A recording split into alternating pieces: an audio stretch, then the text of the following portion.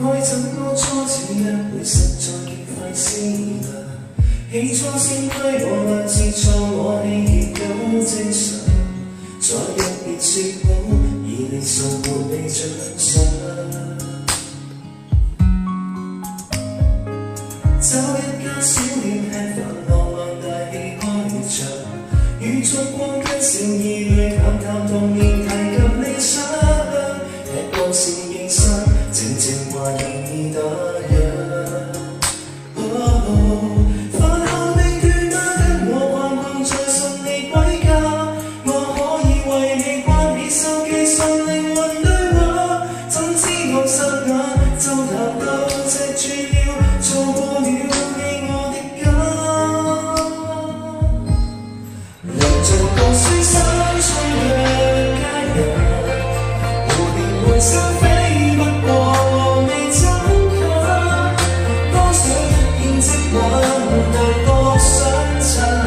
何妨床下到就慢慢抱緊，若要靜候歸這對璧人，何用太心急一晚落低溫，實習古典小說裏優雅的情感，情與大身份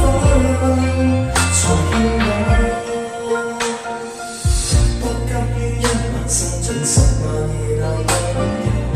一針針跟你刺繡年華悠悠，怎會沒走？放曬雙燈紅亮，仍攜着你手。初邂逅，我喜歡雙雙漫步在夢裏，講太太實在是沒趣，跟你這日在無花園裏，只想約會到8000歲，微醉寫詩作對。